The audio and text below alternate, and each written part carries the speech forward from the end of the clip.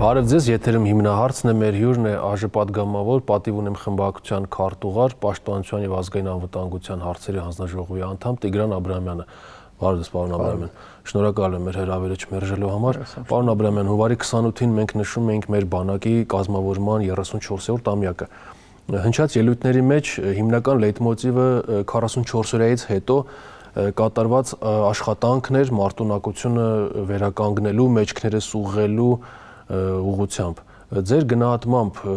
բանակին քաջածանոթ մարդ եք, բարբերաբար գրառումներ եք անում, վերլուծություններ եք անում եւ առհասարակ իրավիճակի այսպես պուլսը շոշափում եք, ինչպես ասում են, ինչ ունենք այս պահին ձեր գնահատմամբ։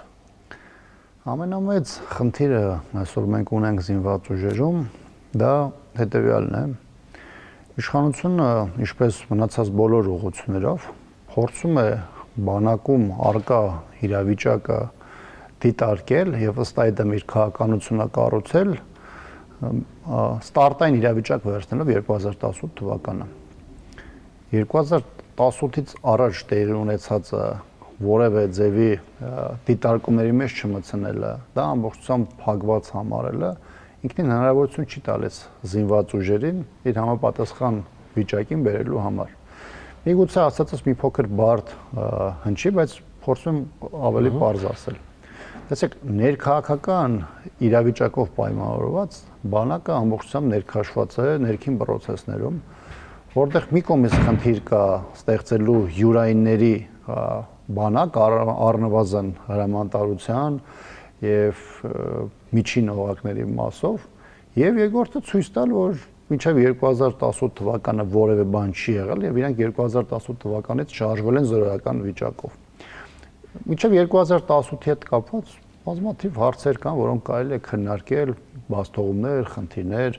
դրանց պատճառը հետևանքային կապ եւ այլն, բայց արձանագրել, որ մենք որևէ բան չենք ունեցել մինչև 2018 թվականը, մեղմ ասած, ոչ միայն սխալ է, այլ նաեւ վտանգավոր։ Սա երկրորդ։ Երրորդը իշխանության մոտեցումներն ու պատկերացումները զինված ուժերի ապագայի հետ կապված որևէ առնչություն չունեն միջազգային այն տրենդերի եւ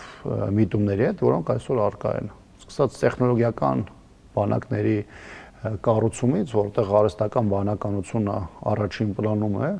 վերջացած ժամանակից մարտի կանոններ, որոնք առկա իրողությունների պայմաններում հնարավորություն են տալիս քեզ ըստ զորատեսակների շարժեր իրականացնել, մարտական խնդիրներ լուծել, մարտ հաջողել եւ այլն եւ այլն։ Հայաստանի իշխանությունը իմ տպավորությամբ ռազմավարական առումով շարժվում է մոտավորապես մի 15-20 տարի առաջվա իրողությունների պայմաններում, այսինքն իր համար մեկնակետը մի 15-20 տարի առաջվա իրողություններն է։ Բնականաբար, եթե դա կարող էր 2 տասնամյակ առաջ իրենց պատկերացումները որոշակի խնդիր լուծեին ժամանակից բանակի կառուցման հարցում, այսօրվա մեր իրողությունների մեջ դրա հնարավորությունը պարզապես չկա։ Սա կոնցեպտուալ առումով եմ ասում։ Եվ երկրորդը, տեսեք, ես երբ որ ասում եմ, որ ներքաղաքական հարցերում ներքաշելու շատ մեծ ջանքեր է գործադրում, սա չի վերաբերում միայն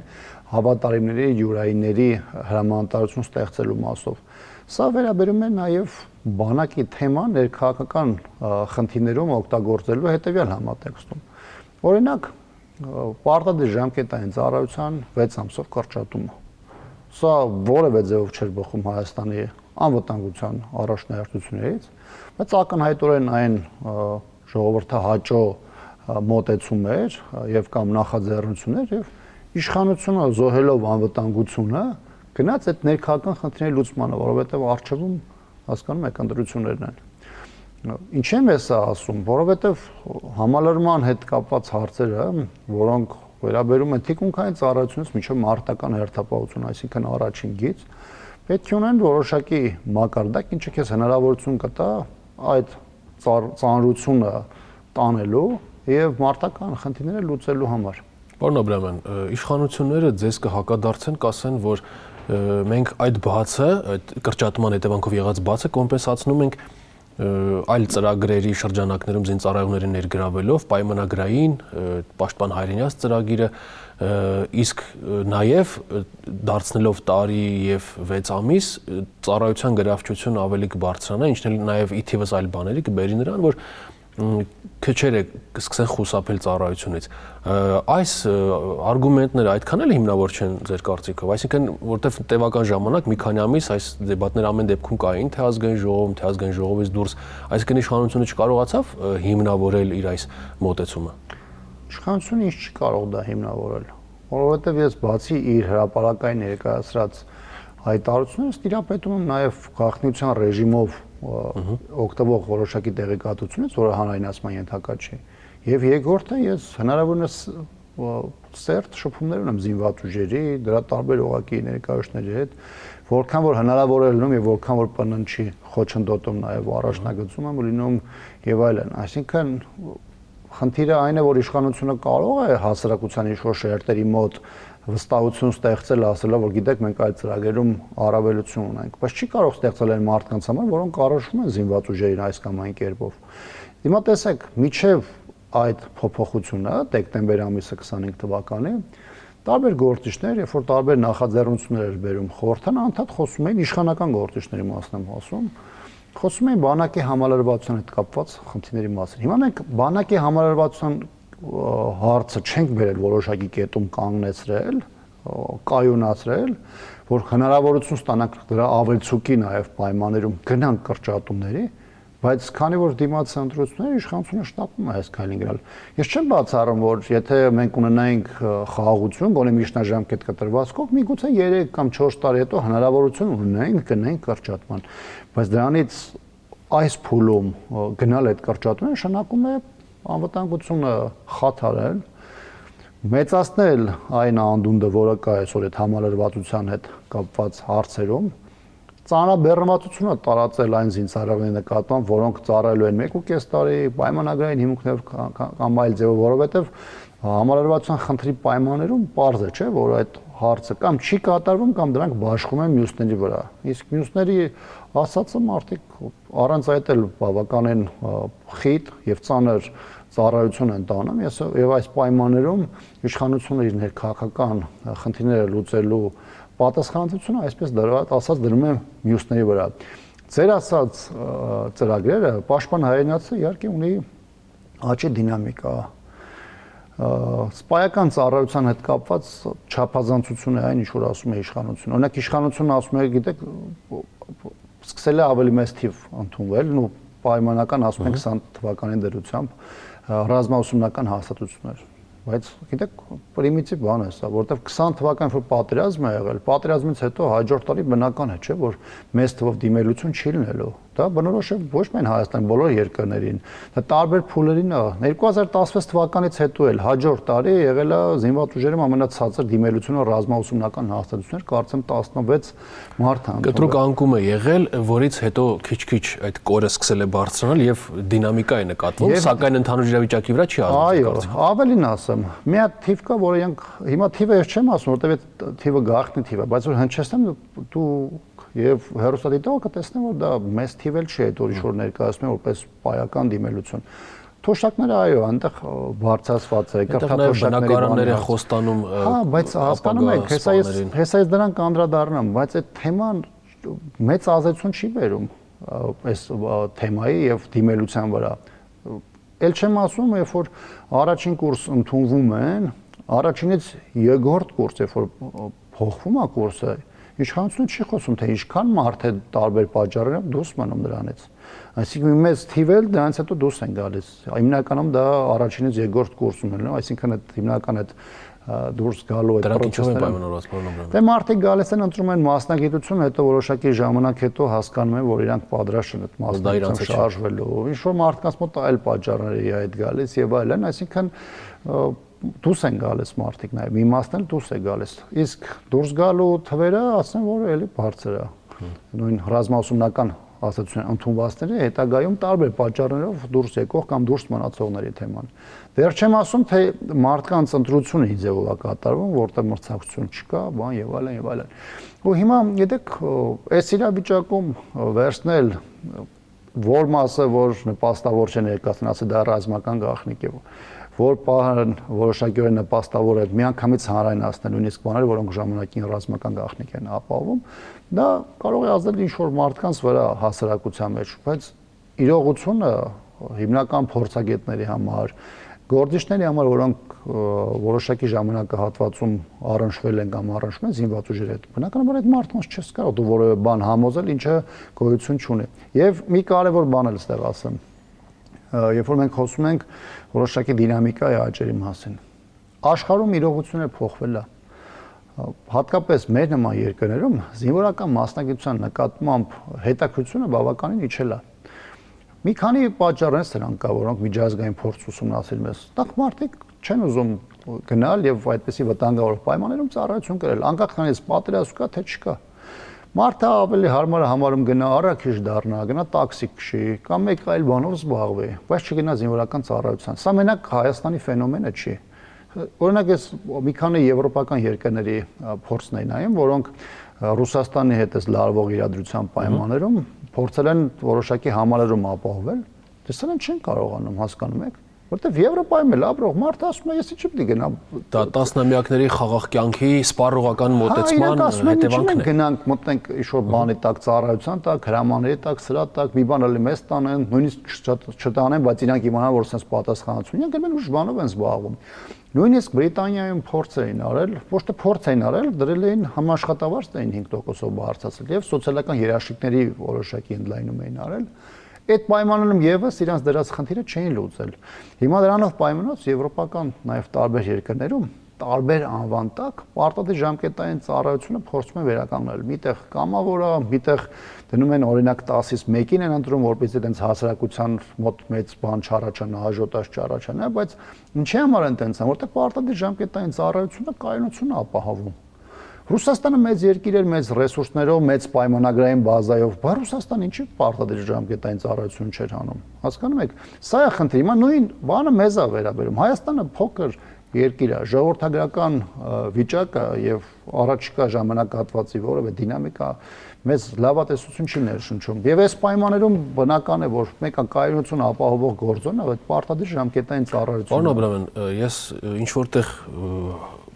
բավականին հիմնավոր եք ասում իհարկե, բայց չեք կարծում, որ դրա հակառակ պատկերն էլ կա համատարած հասարակության միլիտարիզացիան, պետության միլիտարիզացիան, երբ որ մենք սկսենք ավելի այսպես ռազմավականացված ներքին քաղաքականություն վարել, մենք ես նկատի ունեմ իշխանությանը, երբ որ մենք սկսենք ավելի կոշտ միջոցներ ձեռնարկել եւ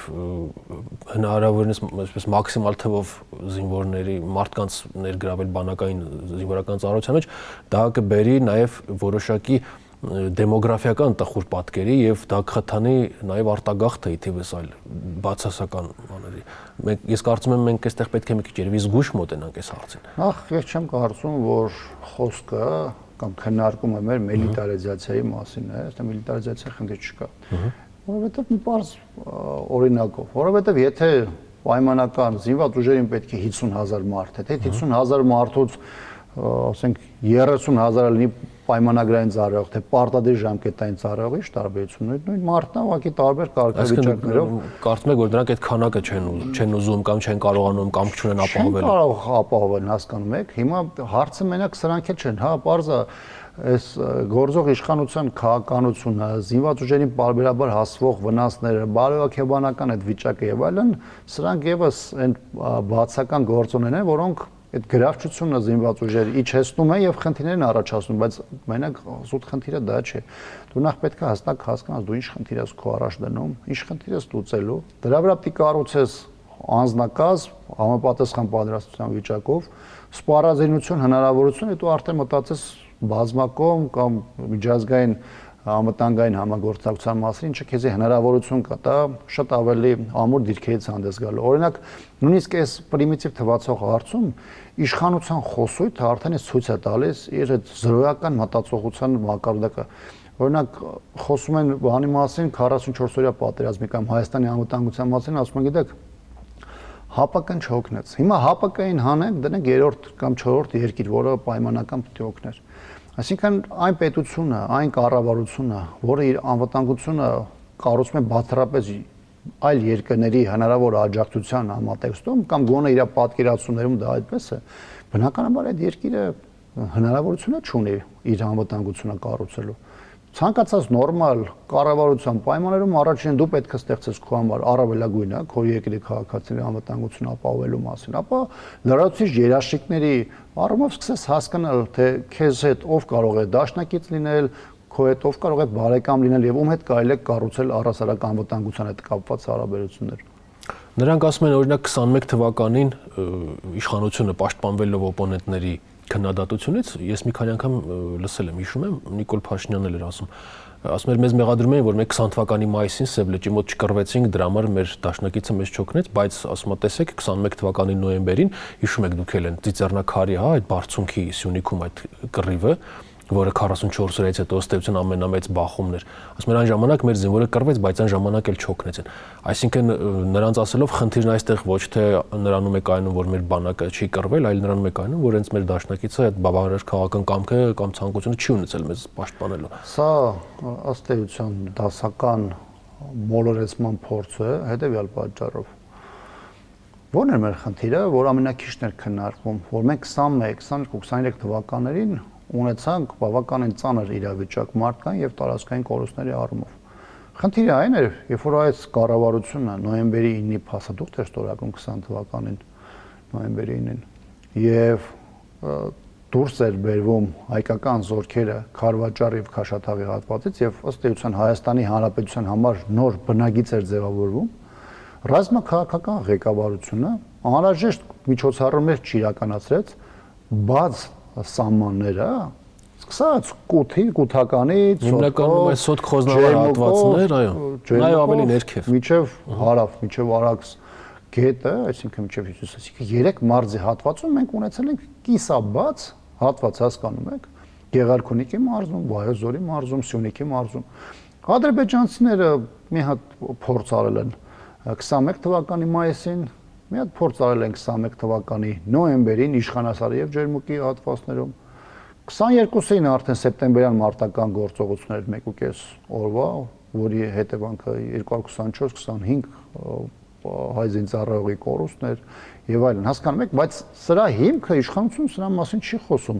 Այդ ինչպես եղավ, բայց եթե դու տարածք ես հանձնում, փաստաթղթային պարտավորություն ես հանձնում, բա սահմանագծի այդ հատվածի, մեր մարզերի, մեր սահմանամերձ հատվածի պաշտպանությունը ով պետք է իրականացնի։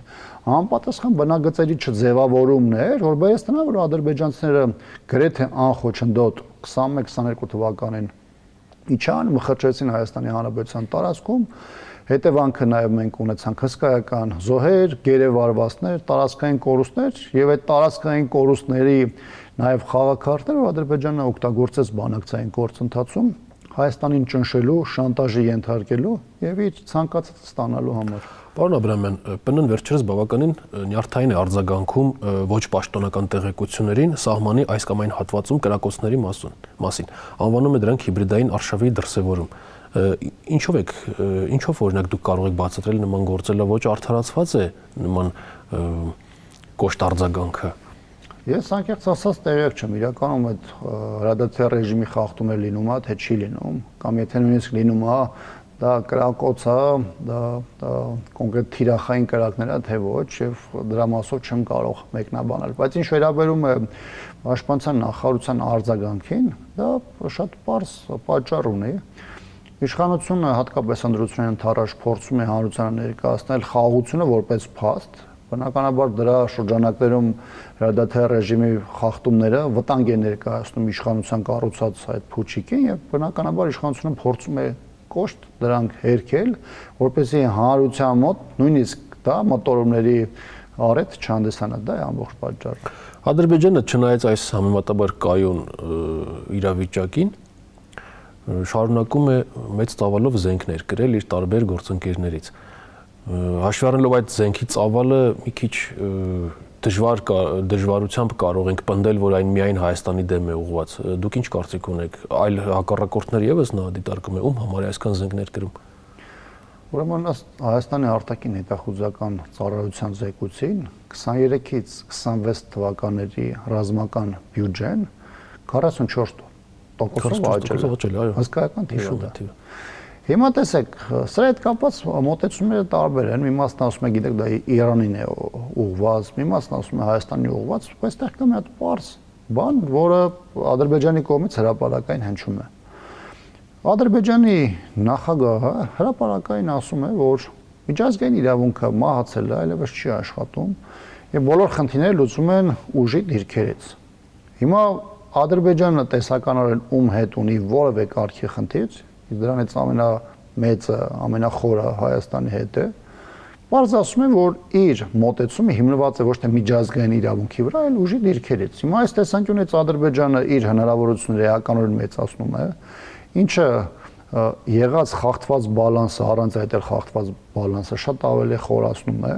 ու ստեղծված իրավիճակում բնական է, որ Ադրբեջանը փորձում է իր համար Հայաստանի հետ բանակցային գործընթացում ապահովել լիարժեք թելադրողի դիրք, որը թեև հիմա ունի, բայց այդ դիրքը գնալով շատ ավելի ամրապնդվում է։ Այսինքն սա, եթե մենք որպես վտանգ չենք էլ ընկալում Հայաստանի դեմ ռազմական գործողությունների վերսկսման համատեքստում, ապա սա բանակցային տեսանկյունից Ադրբեջանի գլխավոր խաղաքարտն է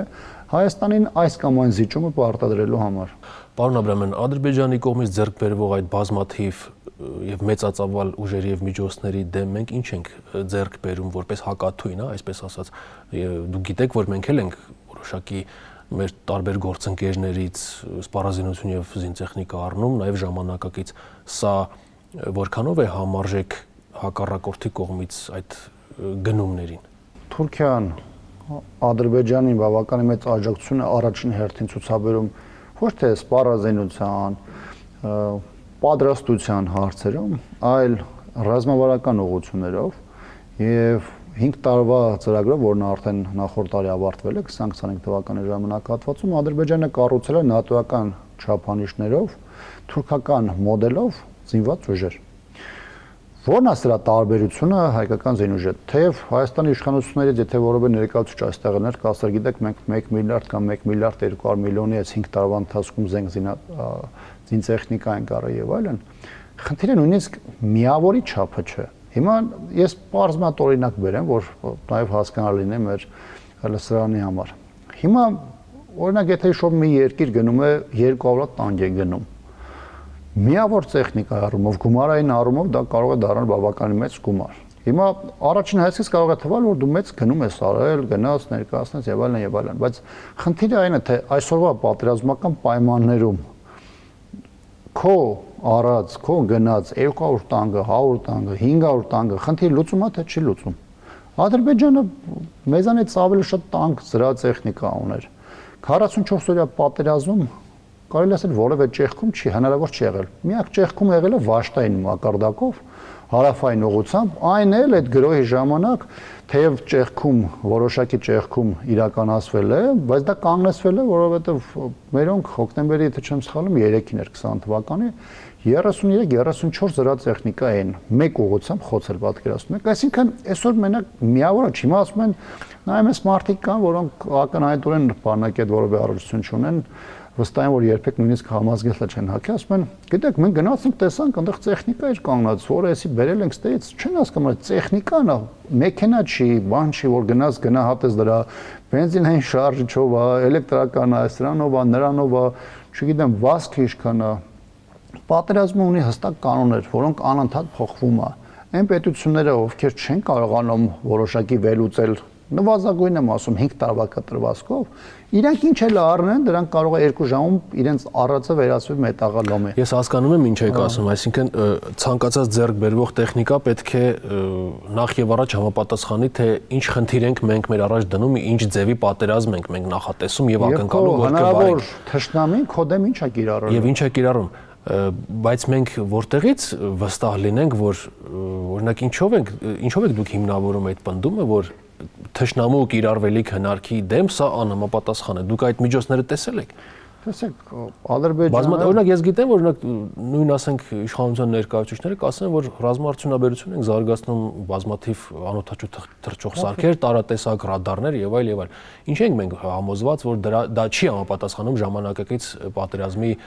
ձևերին։ Դա գնահատելու համար պետք է կարողանալ գնահատել Ադրբեջանի հնարավորությունները։ Օրինակ վերցնել 44 օրյա պատերազմը դրան հաջորդած ժամանակահատվածները։ Երբ որ նույնիսկ շատ ուղղությունով անօթաչու թռչող սարք օդ անել հնարավոր չէր լինում կամ օդ անել դեպի թշնամու հատվածը հասնել հնարավոր չէր լինում։ Չեմ ուզում թերագնահատել մեր ռազմաարդյունաբերական հնարավորությունները, որտեղ համակարգերում կան իրականում նորմալ ինժեներներ, մասնագետներ եւ մարդիկ, ովքեր մեծ ջանքեր են դրա մեջ դնում։ Բայց խնդիրը այն է, թե քո հակառակորդը ռեպի, հոպի, մնացած համակարգերի հետ կապված ինչ ունի, իր անօթաչու ավիացիան ինչպիսի հնարավորություններ ունի, խորության առումով, մարտարված տեխնիկական առումով, GPS համակարգերի, այսինքն բաղադրիչները, պարամետրերը շատ են։ Հիմա մենք տեսել ենք, չէ, ինչ ա եղել 44 օրյա, մենք տեսել ենք ինչ ա եղել 21-ին, 22-ին, 23-ին։ Ի վերջո մենք տեսել ենք 24 թվականը, երբ որ Նիկոլ Փաշինյանը Տավուշի գյուղում ասում է ժողովուրդ ջան, եթե մենք այս գյուղերը 4 գյուղերը չենք հանձնում, Ադրբեջանը մի շաբաթից պատերազմ է սկսելու։ Ինչի վրա էր դա հիմնված։ Այսինքն իշխանությունը ըստ էության կամ խափում է ժողովրդին, որ մենք ունենք ավելի մեծ հնարավորություններ, բայց փորձում է այդ տարածքները փոխանցի Ադրբեջանին, կամ իշխանությունը իր հնարավորությունների շրջանակներում գնահատում է իրականացրել ադրբեջանական ներուժին, տեսել է, որ իր հնարավորությունները չի ներում դրան դիմադրելու, գնացել է եւ բացայտ ասում է, որ մեզ շանտաժ են կանգնեցել, մենք էլ պետք է հանձնենք այդ տարածքները։ Հասկանում եք, մենք խոսում ենք ոչ միայն նրա մասին, թե ինչ կարող է տեսական օրինել կամ ինչ մենք ունենք, այլ մենք խոսում ենք իրողությունների մասին, որոնք որոշակի օրինակներով նաև արտահայտվել են։ Իսկ գուցե նրանք նմանատիպ զիջումների գնալով եւ այս պահին դեռ զինուժին, ռազմական ներուժին չդիմելու բանով այդ նպատակով պարզապես ժամանակ են շահում, որպեսզի նրանք հասկանում են, որ բախումն անխուսափելի է եւ ժամանակ են շահում, որպեսզի երբ որ այդ բախումը լինի, շատ ավելի լավ այսպես ֆորմայով մենք մոտենանք այդ բախմանը։ Տեսեք, 44 օրյա պատերազմից հետո, եթե առաջնորդենք ձեր ասած այդ թեզով, հիմա իշխանությունը անդադ ոնց որ տենց է շարժվել, բայց դա մեր գլխին անդադ նոր պատերազմ է բերել, նոր ագրեսիա է բերել։ Հետագայում, երբ որ այդ ագրեսիան չի եղել, իշխանությունը կամավոր կերպով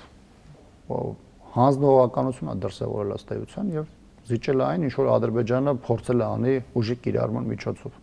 Հիմա ստեղ կարանք մատ ուրիշ այլ թեմային, որը անմիջապես դրա հետ առնչվում է։ Իսկ կառավարությունը, որը ստեղծված իրավիճակում չի կարողանում լուծում գտնել, ինչ պետք է անի այդ կառավարությունը։ Լավ, այդ կառավարությունը, որ 2018 թվականին եկել է, աստղաժողովուրդ ջան, ես գալիս եմ խաղաղություն եմ ապահովելու, դրանից հետո եղել է 44 օրյա պատերազմ, դրան հաջորդել է ագրեսիաներ Հայաստանի դեմ, դրանից հետո հանձնվել է Արցախը եւ այլն։ Բայց հիմա ո՞նց է պատամ, այս նույն իշխանությունը ասում է ժողովուրդ ջան, այստեղ սխալվա, այստեղ սխալվա, այստեղ սխալվա, բա դրա պատասխանատուն ով է։ Այսինքն, երբ մենք խոսում ենք եւ շատ ավելի գլոբալ մակարդակում եւ խոսում ենք ըստ ուղղությունների, եթե նույն իշխանությունը անընդհատ պարտվում է, անընդհատ զիջում է, անընդհատ ինչ որ բան հանձնում է, այսինքն ստացվում է, որ այդ իշխանությունը տապալել է, չի կարա, չէ, 1, 2, 3, 4, 5 անգամ ինչ որ բան լինի, մենք համարենք, որ ամեն անգամ գիտեք կար մի հատ պատճառ, այդտեղ Թուրքիաները, այնտեղ Ադրբեջանը, այստեղ Հայաստանում էս ինչ գործոններ չի լինում այդպես։ Վերջերս գրառում էի կարել պարոն Աբրամյան, մեջբերեմ, ՊՆ-ում տեղի ունեցած հանդիսավոր նիստին Փաշինյանը զարմանում էր, որ այնտեղ ներկայացվող զեկույցի բովանդակությունը նույնիսկ դրա մասնակիցների զինվորականների մեծ մասը տեղյակ չէ։ Ձեր կարծիքով խնդիրը հենց Փաշինյանի մեջ է, որը որ ներկայացրել է բաներ, ձեռքբերումներ, որ իրականում չեն եղել, դրա պատճառով էլ զինվորականները տեղյակ չեն, թե մենք ունենք զինվորականներ, որոնց այսպես կրթական ցենզը, որոնց այդ մտահորիզոնը ցավոք սրտի չի համապատասխանում, որպեսզի նրանք տեսնեն, հասկանան, ընկալեն ժամանակակից միտումները։ Այդ նիստին, հանդիսավոր նիստին նստած մարդկանց առնվազն մի մասը երևի 30%-ը 20 ու 20-ից ավելի տարվա ծառայություն ունեն։ Մեկը լավ, մեկը վատ, մեկը այսպես, մեկը այնպես, դա չի հարցը։ Բայց այդ մարդիկ անցել են այդ ժամանակահատվածով։ Այդ մարդիկ էլ ովքեր ծառայել են 2010 թվականին, այդ մարդիկ գիտեն, այդ ժամանակ մենք ինչ խնդիրներ ենք ունեցել զինված ուժերում, գիտեն հիմա ինչ ունենք, ինչ զինված ուժերում ինչ խնդիրներ ունենք, ինչ խնդիր կարող էինք մարտական լուծել այն ժամանակ, ինչ խնդիր կարող ենք այս ժամանակահատվածում լուծել։ Գումարած այդ մարդիկ ամեն օր այդ ծառայության ընթացքում առնչվում են այդ ամեն ինչ մեջ ինչ որ ներկայացում է։ Հիմա ստեղծված իրավիճակում ինչ դուք ասես այդ մարդկանց, այդ մարդիկ մեկը գիտեն այն ինչ որ տեսնում են իրենց մաշկի վրա զգում են։ ուրիշ բաներ, որ դա ասվում էր պուբլիկայի համար, բնականաբար այն մարդկանց համար, որոնք տեղյակ չեն պատկերացնում, որ դու կարաս գնաս ասես մենք 50 հատ պուշկա ենք արել, կասեն շատ լավ է, կռիվը կրած է կամ հաջողությունը ավարտված է, կեցե այսինչը։ Հիմա այդ մարդը գիտեն չէ իրականում ինչա տեղի ունենում զինված ուժերում։ Հիմա դու այդ մարդկանց գնա պատմի, ասա գիտեք մեր համալրվածան մակարդակը արդեն լավ է, որտեղ մեր այս ծրագիրը հաջողություն է։ Հիմա այդ ամեն մեկը մի հատ բրիգադի, զորամիավորման կամ զորատեսակի հրամանատարը չէ, ինքը գիտի չէ իր մոտ ինչա կատարվում կամ առասարակ բանակում ինչա կատարվում եւ իրանք չէին լսարանը, հասկանում եք այդ իրավիճակում։ Եվ երկրորդ կարևոր հանգամանքը D30-ի հետ կապված բան եղավ, դրվագ եղավ, ասում այն ժամանակ ասում են գործանից գնված բան չեղել, այսինքն բոլորը օգտագործված են եղել եւ այլն եւ այլն։ Հիմա առաջին բանը որ մտքով անցավ, ես տեսա այնտեղ նստած հրետանով վարչության պետին, որ դուք էլ եք հաստատ ճանաչում։ Մենք միասին ծառայել ենք։ Այո, Մադաղիսի զորամասից։ Ընդ որում մեր զինված ուժերը լավագույն հրետանավորներից էր, ու ես հիշում եմ այն ժամանակահատվածում D30-ը հրետանում համարվում էր դիպուկահար, թե ինչ խնդիրներ է լուծում հենց ինքը, այսօրվա վարչության պետը եւ շատ հրետանավորներ։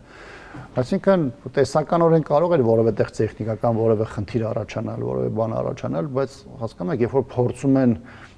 իրենց պարտությունները 44 օրյա կամ դրան հաջորդա ժամանակահատվածում բերել նրա վրա, որ գիտեք, մերեն մի զինատեսակը եկել էր օգտագործված էր, այս մեկը օգտագործված չէր։ Մեր, այսպես ասում են, բանավեճը դրա շուրջ չի, որովհետև դա էլ պատերազմի վրա որևէ էական ազդեցություն չի էլ ունեցել, հասկանում եք, այնտեղ հիմա կանգնած ելներ 1 տարվա, թե կանգնած ելներ 3 տարվա նորմալ սարքին գտնվող հրետանային միջոց, բնականաբար իրավիճակը դրանից որևէ բանով չէր փոխվելու։ Եթե դու 44 օրյա պատերազմի ընթացքում քո զորաշարժերը այնպես ես կազմակերպել, որ առաջին բնագիր չհասած դրանք խոցվել են, հիմա ինչ կապ ուներ տեղ գործարանային վիճակում գտնվող հրետանային միջոցեր, թե չգիտեմ 50 անգամ օգտագործված, դրանից որևէ բան չէր փոխվելու։ Պարոն Աբրամյան, շնորհակալ եմ այդ ակտիվության համար։ Ես հիշեցնեմ, մեր հյուրն էր ԱԺ պատգամավոր, պատիվ ունեմ խմբակցության քարտուղար, Պաշտպանության եւ ազգային անվտանգության հանձնաժողովի անդամ Տիգրան Աբրամյանը։ Կհանդիպենք։